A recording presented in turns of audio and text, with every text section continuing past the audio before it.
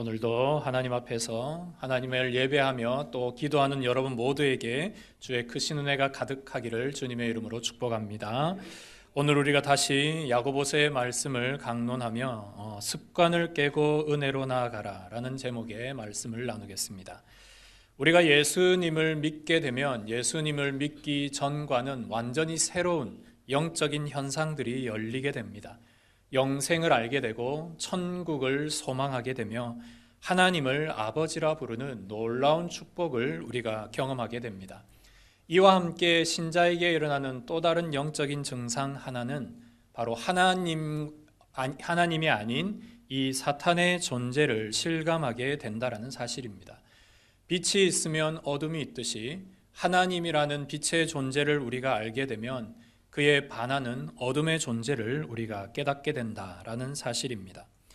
우리가 그런데 이 사탄이라는 존재를 알 때는 성경이 아닌 세상 사람들이 말하는 사탄에 대한 이야기들을 많이들 가지고 있는 경우를 보게 됩니다. 마치 어릴 적 만화나 무서운 영화에 나오는 그런 모습을 우리가 사탄의 모습이다라고 생각하는 경우가 많은데요. 사탄은 우선 우리가 볼 수 있는 존재가 아닌 영물입니다. 그리고 세상 사람들이 말하는 그런 회개한 모습의 일들이 마치 자기의 모습인 양 이야기하는 이런 사탄의 모습들에 대하여 그는 대단히 자신의 정체를 잘 숨길 줄 아는 위장술이 강한 그런 자입니다. 그런데 성경에는 이 사탄이 어떤 존재인지 우리에게 명백히 이야기합니다. 그는 광명한 천사로 하늘의 예배를 인도하던 자가 스스로 타락하여 하늘의 천사들을 데리고 이 땅에 나와 하나님을 반역하는 일에 앞장을 서는 우두머리로 그가 지금도 이렇게 활개를 치고 있습니다. 그리고 인간의 마음을 누구보다도 잘 알고 또 인간의 마음을 가장 잘 교묘하게 유혹하는 존재, 그가 바로 성경이 말하고 있는 사탄입니다. 세상 사람들은 하나님과 사탄을 동등하게 두고 선과 악의 구도로 빛과 어둠의 구도로 그리고 있지만 사탄이라는 존재는 하나님의 필적할 수 있는 존재가 아닙니다. 하나님의 피조물이고 하나님이 언제라도 심판하고 지옥에 보낼 수 있는 그런 존재가 바로 사탄입니다. 그렇지만 이 사탄은 하나님의 허락 안에서 인간의 여러 가지의 일들을 때로는 유혹하고 때로는 넘어지게 하는 일들을 하고는 있지만 하나님의 허락 없이는 결코 신자의 머리털도 만질 수 없는, 건드릴 수 없는 그런 존재이기도 합니다. 하지만 그의 영향력은 여전합니다.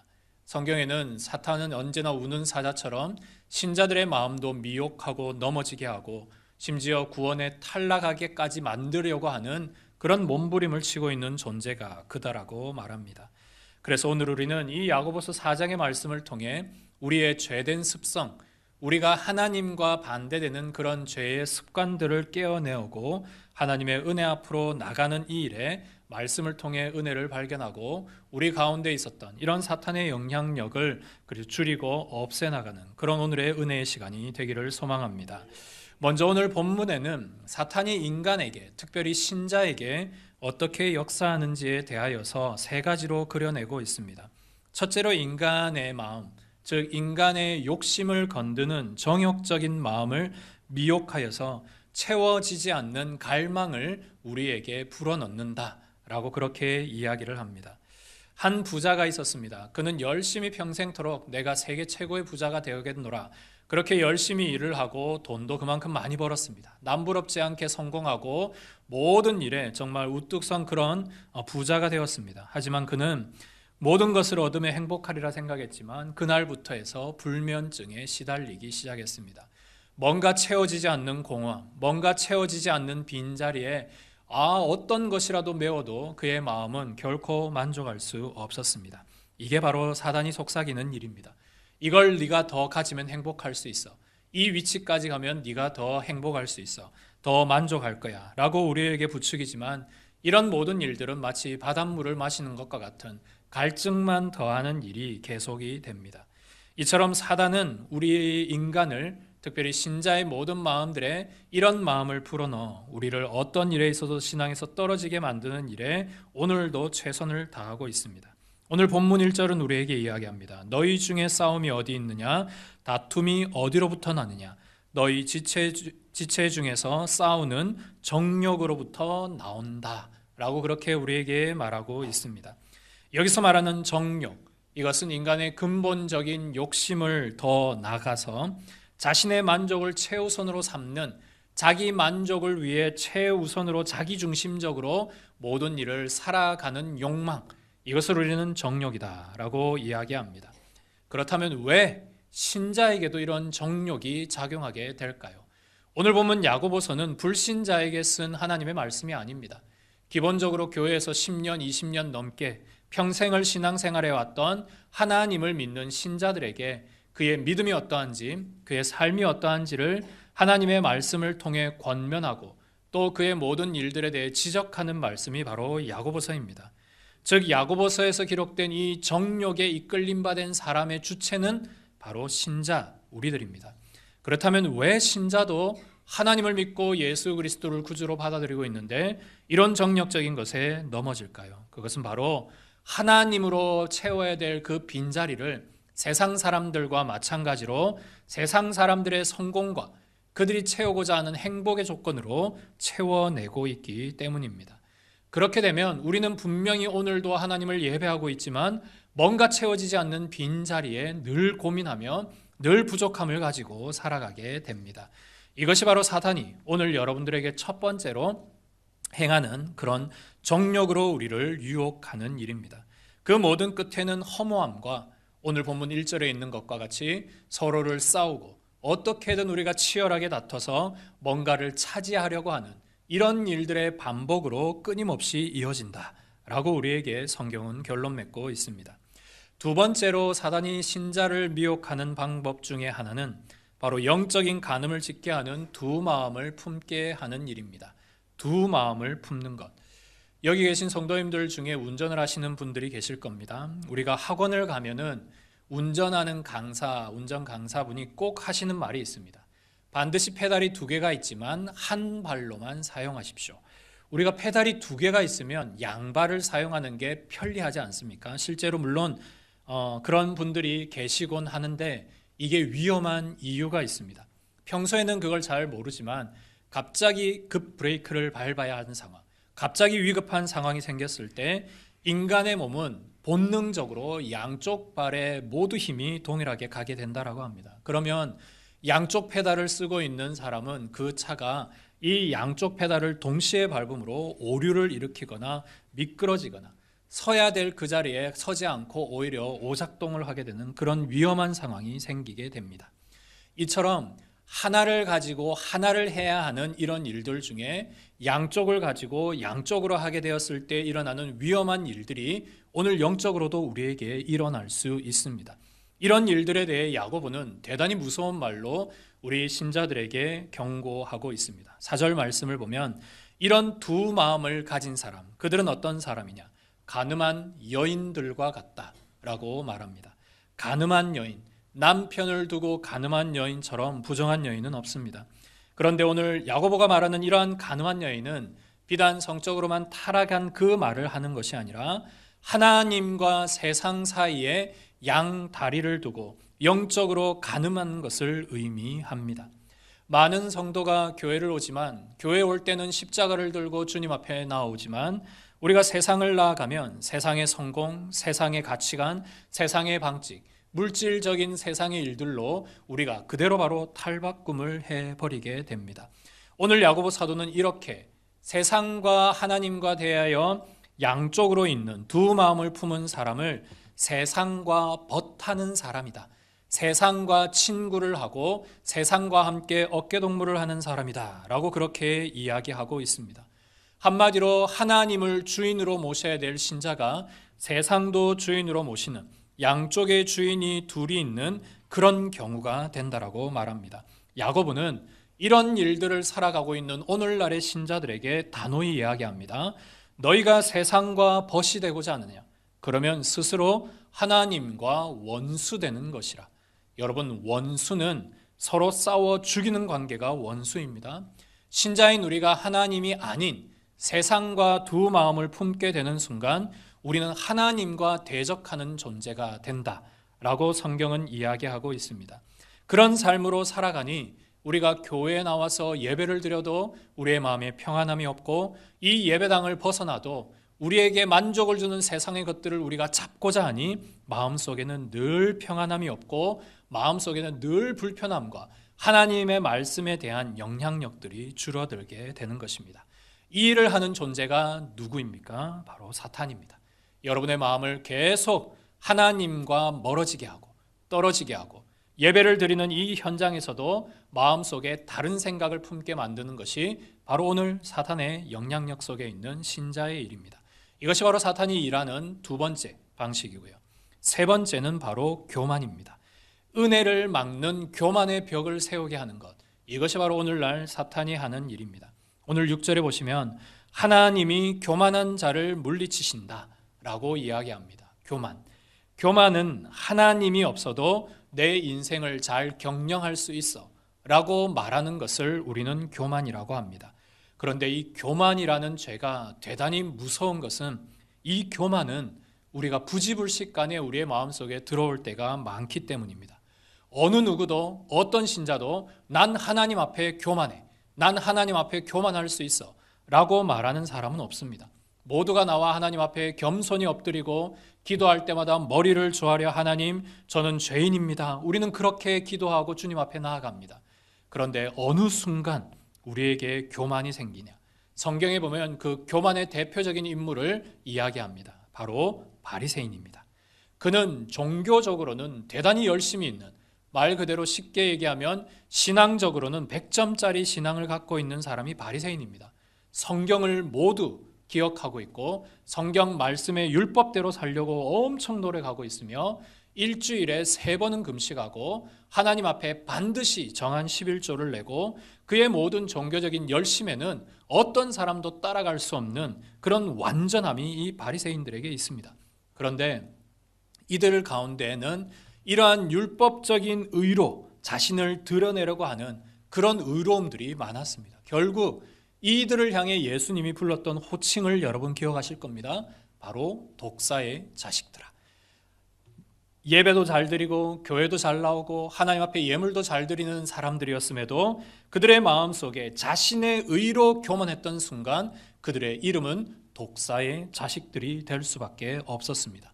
오히려 그들은 자신이 천국 가는 것도 막고 있었고 주변에 있는 사람들을 천국에 가지 못하도록 은혜의 통로를 차단하는 일에 힘을 썼던 그런 자들이 바로 바리새인들이었습니다. 하나님의 은혜가 하늘로부터 폭포수같이 쏟아내려오고 있는데 이 수도관을 꽉 틀어 막는 사람, 그들이 바로 바리새인이었고 이 바리새인들에게 가장 큰 적은 바로 교만이었다라는 사실입니다. 여러분, 이것은 여러분들이 반드시 여러분 개개인 자신을 분별해야만 하는 가장 중요한 일입니다.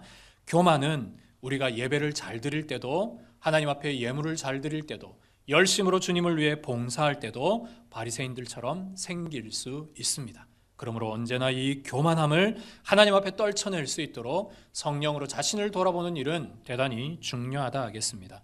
이 일을 누가 하느냐? 바로 사탄이 여러분들에게 계속 교만의 일들을, 왜냐하면 자기 자신이 교만의 왕이었기 때문에 이 일을 오늘도 신자들에게 불어넣고 있습니다.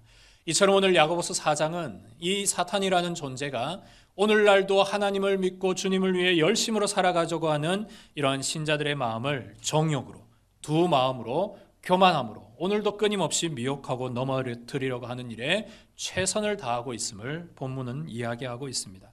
그렇다면 이런 일들을 우리가 계속 당하고만, 이런 일들 가운데 우리 자신을 계속 방치하고만 있을 것인가? 그런데 우리 자신을 돌아보기 전에 이런 일들을 과연 하나님은 그대로 두고 계신가? 두고 보고 계신가입니다. 결코 그렇지 아니하십니다. 오늘 본문에 보시면 사단이 우리를 위해 미혹하고 우리가 하나님 앞에 멀어지도록 온갖 수단과 술수를 다하는 것처럼 이런 일들을 미리 막으시고 하나님께서 미리 우리에게 은혜를 주시는 놀라운 사역의 일들이 일어납니다. 첫 번째로는 우리의 영적 무기력을 아시고 주님이 먼저 우리를 위해 기도하십니다. 현대인은 너무나 바쁩니다. 그러다 보니 우리에게 일어나는 한 가지 현상은 영적인 무기력입니다. 영적인 무기력. 말씀을 보는데도, 기도를 하는데도, 예배를 드리는데도 영적으로 뭔가 무기력합니다. 그 일의 중요한 일은 바로 게으름입니다. 하나님의 말씀을 보는데 기도하고 주의 예배 나오는 모든 일에 주님 앞에 봉사하며 주님을 위해 헌신하는 모든 일에 우리의 삶이 게을러지면서 이런 무기력함이 일어납니다. 그런데 여러분, 게으름을 우리가 생각하면 뭔가 우리가 하지 않는 것을 생각할 때가 많습니다. 늦잠을 자고 뭔가 일에 느려지고 뭔가 일을 하기 싫어하는, 이걸 우리가 게으름으로 생각할 때가 많은데요. 실제로 성경이 말하는 게으름은 그와 반대입니다. 하나님을 떠나는 일에 너무나 부지런한 것, 이것을 게으름이라고 말합니다. 하나님을 떠나는 일에 너무 부지런한 것. 우리가 철야 기도하는 것 무지 힘듭니다. 밤새도록 하나님의 말씀 보는 것 너무나 힘듭니다. 그런데 여러분, 밤새도록 친구와 노는 것 너무 좋습니다. 밤새도록 가족들과 여행하면서 좋은 곳 다니고 밤새 이야기하는 것 잘할 수 있습니다. 여러분, 여기에서 우리는 중요한 게으름의 정의를 발견합니다. 게으름은 하나님의 것을 더디하는 것이 아니라 하나님을 떠나는 데 부지런한 것. 이것이 바로 영적인 게으름이며 이것으로 우리에게 일어나는 현상이 영적인 무기력함입니다. 그렇다면 이런 현상이 우리에게 일어나는 것을 하나님이 가만히 두고 보고 계시냐? 그렇지 않습니다. 히브리서 7장 25절에 보면 이런 말씀이 있습니다. 그러므로 자기를 힘입어 하나님께 나아가는 자들을 온전히 구원하실 수 있으니 이는 그가 항상 살아계셔서 그들을 위하여 간구하심이라. 히브리서 7장은 예수님의 구원에 대해 예수님께서 어떻게 사역하시는지를 말씀하시며 그가 우리의 구원의 완성을 위해 오늘도 부단히 노력하고 계신다. 우리의 온전함을 위해 오늘도 노력하고 계신다. 그 일은 바로 항상 우리를 위해 살아계셔서 기도하고 계시는 일이다 라고 말씀하고 계십니다. 여러분, 우리가 하나님 앞에 기도합니다. 올 한 해 우리의 표와 같이 열심으로 주님 앞에 부르짖고 주님 앞에 체험받는 인생의 일들을 위해 오늘도 여러분이 기도를 많이 하실 줄 압니다. 우리가 기도할 때 우리의 기도의 분량, 우리의 기도의 시간, 우리의 기도의 에너지와 감정 이상으로 우리를 위해 기도하시는 분이 계십니다. 저 천국에 계신 예수 그리스도, 그리고 그분의 영이신 성령께서 오늘도 말할 수 없는 탄식으로 여러분을 위해 기도하고 계십니다. 여러분들이 어린아이를 다 양육해 보셨는 줄 압니다. 어린아이들이 자다 보면 막 이불을 차고 옷도 이렇게 막 끌어올려서 감기가 금방 듭니다. 그때마다 부모님이 하시는 일은 밤중에 일어나서 아이의 이부자리를 다시 정돈하고 아이의 옷 매무새를 다듬어주고 그렇게 아이가 따뜻하게 잘 수 있도록 계속 끊임없이 보살펴주는 일입니다. 주님의 기도가 이러합니다. 우리는 때로는 이불을 둘러 찰 수도 있고 때로는 옷을 끄집어 올려서 우리가 잠자는 동안 피곤하고 어렵고 힘들고 아플 수 있는 여러 가지 현상들이 일어날 수 있습니다. 그때 하나님이 하시는 일은 그 은혜의 이불을 여러분을 위해 덮어주십니다. 여러분의 힘들고 어려운 상황을 주님께서 친히 기도해 주심으로 여러분을 덮어주십니다. 그런데 우리는 잘 모릅니다. 잘 때 아이는 엄마가 이불을 덮어주셨는지 모릅니다. 하지만 일어나 보면 아침에 이불이 가지런히 자기 위에 놓여 있는 것을 알게 됩니다. 하나님도 마찬가지입니다. 여러분이 어떤 상황에 있고 어떤 어려움에 있고 때로는 어떤 무기력함에 있고 어떤 영적인 게으름에 있든지 때로는 우리가 그것을 느끼지 못하는 그 순간에도 우리에게 영적인 은혜의 이불을 덮어주셔서 우리가 이 갓길로 피하지 않도록, 이 갓길로 넘어지지 않도록, 하나님의 말씀에서 벗어나지 않도록 오늘도 우리를 붙잡고 계시는 줄 믿습니다. 우리의 무기력함이 때로는 많을 수 있습니다. 때로는 여러 가지 일들에 우리 자신조차 영적으로 어려울 수 있습니다. 하지만 우리가 겪는 영적인 무기력함보다 하나님의 사랑이 더 큰 줄 믿습니다. 하나님의 사랑이 오늘도 여러분을 덮어주시기에 오늘도 우리가 이 자리에 나와 주님을 예배하는 줄 압니다. 그 은혜의 시간을 항상 기억하시며 하나님께서 오늘도 나를 위해 기도하고 계시구나, 이 일에 항상 감사할 수 있는 우리 모두가 되기를 소망합니다. 두 번째로, 하나님은 우리의 부족함을 채우시고 공동체의 부족함을 채워주시는 분이십니다. 오늘 2절에 보시면 너희가 얻지 못함은 구하지 않기 때문이다 라고 우리에게 말하고 있습니다. 구하지 않는 것. 우리가 때로는 하나님 앞에 많은 것을 기도하지만 여전히 주님은 우리에게 말씀합니다. 너 더 구해라. 너 더 기도해라.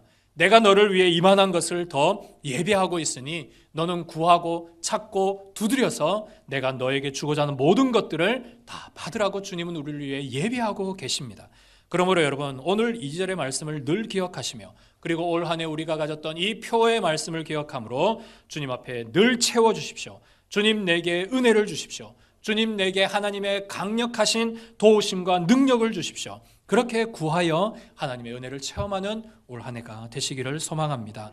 하나님은 언제나 여러분을 위해 주시기를 기다리고 계십니다. 그래서 올 한 해 우리 표와 말씀과 같이 빌립보서 4장 19절, 나의 하나님이 그리스도 예수 안에서 영광 가운데 그 풍성한 대로 너희 모든 쓸 것을 채우시리라. 우리의 모든 범사와 우리가 하나님 앞에 구하는 모든 것들을 주님은 공급하시기를 원하시고 계십니다. 개인에게뿐만 아니라 주님은 교회 공동체에도 우리가 올 한 해 가운데 주님 앞에 부르짖으며 우리의 이 빈자리를 채워달라고 기도하는 이 공급의 일들에도 하나님이 역사하십니다. 때로는 교회 공동체가 함께 해결해야 될 문제들 가운데도 주님은 공급하심의 힘으로 이 일들을 해결해 주십니다. 대표적인 사건이 바로 초대 교회에 일어났던 바로 구제의 문제입니다. 사도행전 6장에 보시면 수많은 성도들의 구제 문제로 사도들이 골머리를 앓고 있었습니다. 어떻게 하면 이를 해결할까? 얼마나 많은 수를 늘릴까? 어떻게 이 일을 해결하려고 행정적으로 이 일을 분화시킬까? 이런 일들에 사도들이 나아갔던 게 아닙니다. 이들은 우리가 기본으로 돌아가자, 우리가 본질로 돌아가자. 우리의 본질이 무엇이냐? 하나님 앞에 기도하고 말씀 읽는 일 아닌가? 하나님 앞에 기도함으로 주님의 뜻을 구하고 말씀을 통해 하나님의 방법을 해결하면 이 모든 것이 해결될 것이다. 그래서 사도들이 내렸던 기도와 말씀에 전무하는 일로 초대교회는 더 단단히, 더 든든히 세워져 갔던 일들이 일어나게 됩니다. 여러분, 인간적인 방법, 인간적인 습관, 인간적인 경험으로 내 현재의 문제를 해결하려고 하면 여러분에게 남는 것은 인간적인 결과밖에 남지 않습니다. 하지만 하나님의 방법으로 하나님의 뜻을 따라 부족한 모든 일에 채워주실 하나님의 은혜와 능력을 기대하면 하나님이 여러분들에게 놀랍도록 역사해 주실 줄 믿습니다. 오늘도 하나님 앞에 부르짖고 간구하며 여러분의 개인과 또한 교회 공동체를 위해 기도함으로 부족함을 채워주시는 놀라운 아버지를 경험하시기를 소망합니다. 세 번째로, 하나님은 우리를 긍휼히 여겨주시고 여러분을 기쁨으로 회복해 가시는 분이십니다. 여러분이 드릴 수 있는 최고의 기도는 주님, 저를 불쌍히 여겨 주십시오. 다윗의 자손 예수시여, 나를 불쌍히 여겨 주십시오. 이렇게 기도하는 자를 하나님은 결코 외면하지 않으십니다. 왜냐하면 주님은 시편 51편의 말씀으로 주님이 원하시는 것이 무엇인지를 우리에게 분명히 이야기하십니다. 주께서 구하시는 것은 상한 심령이라, 상하고 통회하는 마음을 주님이 결코 멸시하지 않는다라고 말합니다. 우리가 때로는 기도할 때 막 하나님 앞에 울면서 하나님 내 자신을 용서해 달라고 기도하는 이런 기도가 때로는 뭔가 비굴해 보이고 때로는 뭔가 좀 작아 보이는, 연약해 보이는 모습으로 우리 자신이 비춰지곤 합니다. 그렇지만 전혀 그렇지 않습니다. 하나님은 오히려 주님 앞에 울며 자복하며 나오는 그 영혼을 찾고 기다리고 계십니다. 그에게 은혜를 주시기를 원하고 그를 회복시켜 주시기를 원합니다. 때로는 우리가 너무 문제가 많아서, 때로는 우리의 문제가 너무 커서 하나님 앞에 울 수밖에 없는 상황이 일어날 수 있습니다.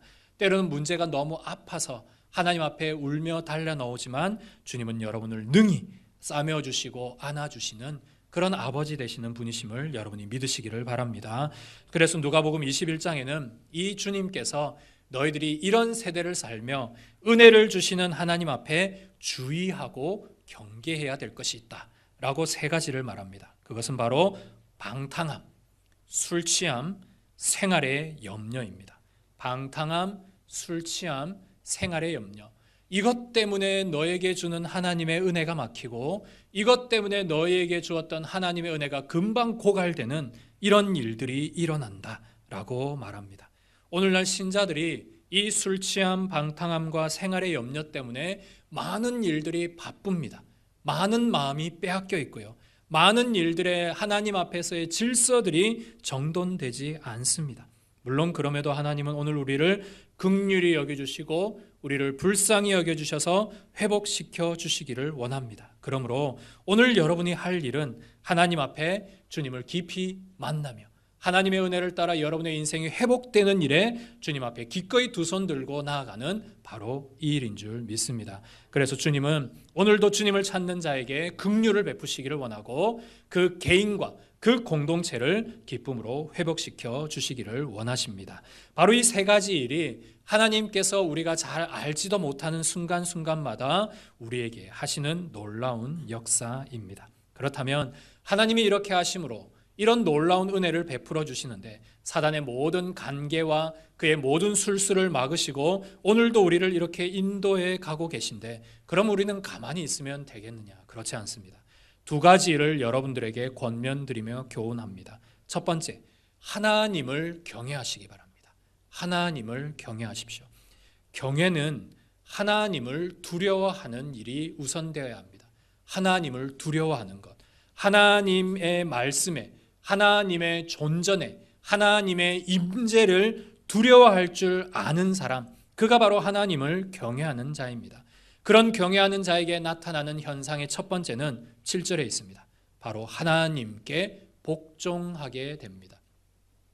종은 주인에게 복종하게 됩니다. 왜냐하면 주인의 말에 자기의 생명이 걸려 있고 내가 잘못하면 생명이 걸려 있지만 잘하면 주인에게 엄청난 상을 받기에 이 종은 언제나 주인에게 복종합니다. 여러분이 종이 되어야 하는 이유가 바로 이것입니다. 하나님을 경외해야 하는 이유가 이것입니다. 하나님은 우리에게 엄청나게 많은 복과 은혜들을 예비하여 두고 계십니다. 그런데 우리는 하나님의 복 아닌 세상의 복을 찾고 하나님의 은혜 아닌 세상의 행복을 찾습니다. 그러다 보니 마땅히 복종해야 될 종이 하나님께 복종하지 않게 됩니다. 그러면 아까 일어났던 하나님과 원수되는 일이 일어나게 됩니다. 그러므로 나를 나보다 더 잘 아시는 전능하신 하나님 앞에 여러분이 굴복하시기를 바랍니다. 그러면 여러분의 삶이 질서정연하게 탁 정돈이 되게 되어 있습니다. 이것이 바로 복종을 통하여서 우리에게 주시는 놀라운 은혜의 일입니다. 경외의 또 다른 말은 바로 주님을 사랑하는 일입니다. 경외는 주님을 두려워함과 동시에 주님을 사랑하는 일입니다. 8절에는 주님께서 우리에게 이렇게 약속합니다. 하나님을 가까이 하라. 그리하면 너희를 가까이 하시리라. 주님은 우리에게 말씀합니다. 내가 너에게 가까이 가겠다. 그러니 너희도 가까이 와라가 아니라 하나님을 여러분에게 가까이 오라고 먼저 말씀합니다. 그러면 너희에게 가까이 하시리라. 즉, 이 말은 여러분들이 가까이 가야 되는 행동이 수반되어야 한다라는 말씀입니다. 난로가 저기 멀리서 따뜻하고 이렇게 불이 활활 타오르고 있는데 난로에서 멀찍이 떨어져 있으면서 추워 이렇게 말하는 사람은 정말 어리석은 사람입니다. 따뜻한 난로에 가까이 가야만 온기를 느낄 수 있습니다. 마찬가지입니다. 하나님의 사랑은 가만히 있는다고 채워지는 것이 아닙니다. 내가 주님을 사랑합니다. 내가 하나님을 사랑하기를 원합니다. 주님 앞에 내 모든 마음을 드리기를 원합니다. 내가 주님께 가까이 가기를 원합니다. 라고 하며 주님께 가야만 그 한 걸음이 하나님의 10걸음으로 찾아오시는 걸음으로 변하게 되는 것입니다. 그러므로 여러분, 하나님을 무엇보다 경외하십시오. 하나님을 두려워함으로 복종하시고 하나님을 사랑함으로 더 많이 가까워지고 친밀해지는 그런 은혜가 가득하시기를 소망합니다. 그리고 두 번째 우리의 행동은 마귀를 대적하십시오. 마귀는 우리에게는 강력한 영적인 존재이지만 하나님께는 아무것도 아닙니다. 그러므로 하나님의 영을 받은 우리 역시 이 마귀를 능히 대적할 수 있습니다. 세상 사람들은 어떠한 영적인 존재에 대해 무서워합니다. 그래서 지금 우리나라가 이 무속신앙 때문에 지금 얼마나 골머리를 앓고 있습니까? 그리고 이단들 때문에 지금 얼마나 어려워하고 있습니까? 이 마귀를 대적하는 일을 할 수 있는 유일한 사람은 바로 신자 여러분입니다. 예수 믿는 여러분들은 능히 예수의 이름으로 이 마귀를 쫓아낼 수 있습니다. 여러분의 영을 미혹하고 여러분을 넘어지게 하고 여러분의 마음과 여러분의 생각을 주장하는 이 모든 영적인 세력에 대해 나사렛 예수 그리스도의 이름으로 단호하게 명령하여 떨쳐낼 수 있습니다. 그러므로 여러분 이것을 믿고 영적인 전쟁에서 승리하는 여러분이 되시기를 소망합니다. 십자가를 붙들고 예수의 보혈의 능력을 믿고 주님의 보혈의 능력을 선포할 때 어둠의 모든 것이 떠나가게 될 것입니다. 사단은 언제나 여러분들에게 유혹의 불화살을 계속 쏘고 있습니다. 이런 불화살을 막기 위해 또 한 가지 우리가 해야 할 일이 있습니다. 바로 8절 말씀에 손을 깨끗이 하고 마음을 성결하게 하는 것입니다. 손을 깨끗이 하고 마음을 성결하게 하는 것. 주변에 보면 혹시 좀 늘 손을 안 씻는 사람이 있지는 않습니까? 이게 습관입니다. 늘 양치하는 사람은 삼시세끼 식사하면 늘 양치를 하지만 그렇지 않은 사람은 늘 그렇지 않습니다. 그러다 보면 건강에 이상이 생기고 문제가 생깁니다. 마찬가지로 우리가 영적인 손을 깨끗하게 씻고 영적인 마음을 깨끗하게 성결하게 하지 않으면 그곳에 더러운 이끼가 끼고 그 더러운 빈자리에 죄가 들어오게 되고 사단이 그 자리를 향하여 계속 정욕의 불화살을 날리게 되는 것입니다. 그러므로 언제나 여러분의 삶에 회개를 통한 여러분의 정화작용이 일어나야 합니다. 하나님의 말씀 앞에 여러분 자신을 돌아보고 하나님 앞에 기도할 때마다 여러분의 죄를 낱낱이 고백하고 하나님 앞에서의 불순종과 주님 앞에서의 더러운 모든 찢기들을 주님 앞에 다 내어놓으시면 주님의 십자가의 보혈이 능히 여러분을 매일매일 정결하게 하고 깨끗하게 하실 것입니다. 그래야만 우리의 삶이 기쁨이 생깁니다. 나는 교회를 다니는데 왜 이렇게 기쁘지 않지? 나는 신앙생활하는데 왜 이렇게 기쁘지 않지가 아니라 하나님 앞에 회개함을 통해 여러분 자신이 깨끗해지는 것을 매일 경험하게 되면 그 자리에 기쁨이 있고 소망이 있고 능력이 있고 승리가 생기게 되는 것입니다. 이것이 바로 세상이 줄 수 없는 하늘의 기쁨입니다. 그 빈자리를 자꾸 돈으로 능력으로 권세로 명예로 채우려고 하니까 세상 사람들처럼 늘 불안하죠. 늘 마음에 공허함이 생기게 되는 것입니다. 그러므로 마귀를 대적하십시오. 오늘부터 여러분 자신을 향해 선포하십시오. 악한 것에 넘어지지 말라고. 악한 모든 것들에 우리 자신을 내어놓지 말고 방임하지 말라고. 악한 습관을 계속 가져가지 말라고 여러분 자신에게 선포하시고 여러분의 손과 여러분의 마음이 늘 성결하게 되는 은혜가 있기를 소망합니다. 말씀을 맺습니다. 1977년에 인류가 쌓아 올린 보이저 1호라는 우주선이 있습니다. 지금은 벌써 태양계를 벗어나서 먼 우주로 계속 나가며 지금도 여전히 그 정보들을 이 지구에 보내고 있습니다. 지금 그 거리가 250km라고 합니다. 그런데 1977년에 쌓아 올린 이 우주선 1호가 46년 만에 고장이 났습니다. 더 이상 신호가 오지 않고 정보가 오지 않습니다. 나사 직원들이 비상이 생겼습니다. 무슨 일이 생겼을까? 어떤 일이 생겼을까? 신호를 보내고 받는 데만 이틀이 걸립니다. 하루 가고 하루 오고. 그래서 무슨 일이 생겼는지 아무리 따져봐도 이 신호가 오지 않아서 이제 고장 났나 보다. 아예 그냥 저기 멀리 우주로 아예 날아가 버렸나 보다. 그렇게 엔지니어들이 마음에 큰 슬픔과 좌절이 생겼습니다. 그렇지만 이 일에 대하여 끝까지 포기하지 않았던 엔지니어들이 매일매일 그 신호를 보냈습니다. 2023년부터 2024년까지 1년 동안 무려 이 신호를 끊임없이 보냈습니다. 그러다가 2024년 4월이 되었을 때 드디어 신호가 왔습니다. 1년 만에 신호가 왔습니다. 지금 어디가 고장났습니다 라는 신호가 왔고 이 신호를 받은 나사 직원들이 고장 신호를 고칠 수 있는 프로그램을 전송해서 이 우주선 1호가 새롭게 되었다라는 소식을 듣게 되었습니다. 지금도 47년이나 넘은 이 우주선이 아직도 살아서 그렇게 자기의 사명을 다하고 있습니다. 성도 여러분, 오늘 우리의 상황이 이러하리라 생각합니다.